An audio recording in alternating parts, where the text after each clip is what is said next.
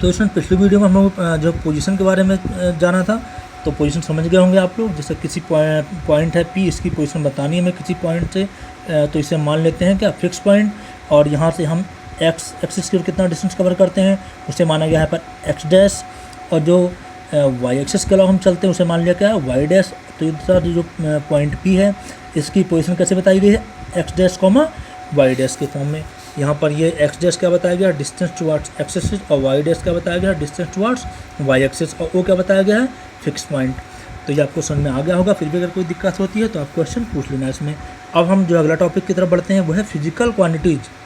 Physical quantities क्या होती हैं, जिन क्वांटिटीज़ का हम लोग मेजरमेंट एक्यूरेट कर सकते हैं, जिनकी हम नाप तोल कर सकते हैं, उन्हें हम कहते हैं फिजिकल क्वांटिटीज़। देखिए क्या इसमें डिफाइन कैसे किया गया है, द क्वांटिटीज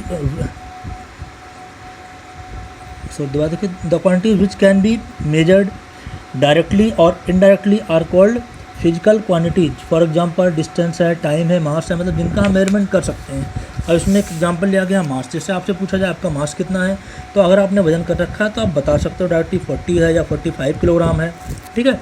डिस्टेंस आपने कितनी कवर की है, 1 किलोमीटर 2 किलोमीटर आप बता सकते हैं जो है। टाइम आपसे पूछा है तो आप टाइम बता सकते हैं, सब एक्यूरेट या आप हम बता सकते हैं। तो इसलिए इन सब क्वांटिटी को हम किस में रखते हैं, फिजिकल क्वांटिटीज में। मतलब जिनकी हम एक्यूरेट मेजरमेंट कर सकते हैं उन्हें हम किस में रखते हैं, फिजिकल क्वांटिटी में रखते हैं। अब बेशक मान लो एक नॉर्मल बोलचाल की भाषा में हम लोग कहते हैं कि झूठ बोलता है, तो झूठ का कोई नापतोल थोड़ी ना है, कोई यूनिट थोड़ी ना है कि कितना कोई झूठ बोलता है, इसका हम एक्यूरेट मेजरमेंट नहीं कर सकते हैं।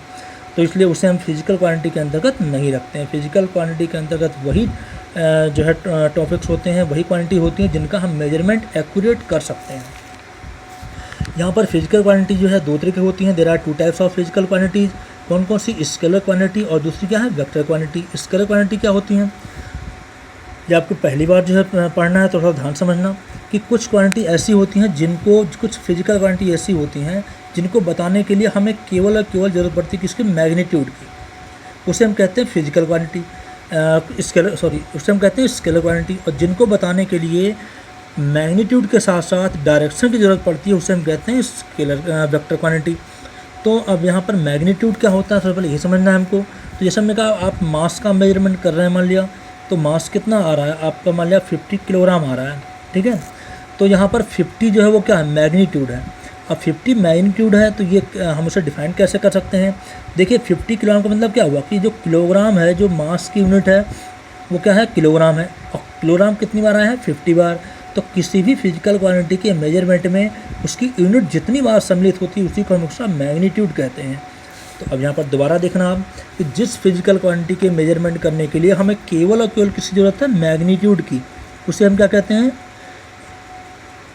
Scalar quantity. और जिसको हमें मैग्नीट्यूड के साथ साथ डायरेक्शन भी बताना पड़ता है, डायरेक्शन की ज़रूरत पड़ती है, या विदाउट डायरेक्शन हम नहीं बता सकते हैं, वो कंप्लीट नहीं होती हैं, उन्हें हम कहते हैं वेक्टर क्वांटिटी। कई सारी क्वांटिटी ऐसी हैं, हम एक एक क्वांटिटी पढ़ते जाएंगे, उनको हम बताते जाएंगे कौन सी वेक्टर है कौन सी स्केलर है। तो देखिए यहाँ पर डिफाइन कैसे किया है, the physical quantities which required only magnitude are called scalar quantity. इसमें एग्जांपल जो लिया गया है, फॉर एग्जांपल देखिए क्या है, मास है, डिस्टेंस है, टाइम है, स्पीड है। मैंने मास का एग्जांपल आपको समझा दिया आसानी से, किसमें आपको डायरेक्शन की जरूरत नहीं पड़ रही। इससे मतलब ये क्या है, कैसी क्वांटिटी है, स्केलर क्वांटिटी है। अब बात करते हैं वेक्टर क्वांटिटी की। The physical quantity which required both direction and as well as magnitude are called vector quantity. जैसे फोर्स है, अगर आप किसी बॉडी फोर्स लगाना चाह रहे हैं तो आपको ये बताना पड़ेगा कि हम फोर्स कितना लगा रहे हैं, किस डायरेक्शन में लगा रहे हैं, ठीक है।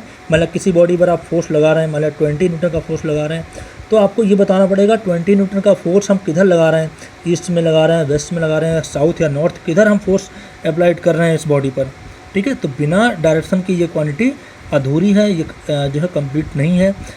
इसलिए हम जो है इसे कैसे क्वांटिटी कहते हैं, वेक्टर क्वांटिटी कहते हैं। तो आप समझ में आ गया होता है, जिन फिजिकल क्वांटिटी की स्टडी करने के लिए, जानने के लिए हमें केवल ज़रूरत पड़ती है किसकी, मैग्नीट्यूड की, उसे हम कहते हैं स्केलर क्वांटिटी। और जिनमें मैग्नीट्यूड के साथ साथ डायरेक्शन जरूरत पड़ती है उसे हम कहते हैं वेक्टर क्वांटिटी। तो अगला टॉपिक हम लेते हैं डिस्टेंस। डिस्टेंस जो है अगले वीडियो में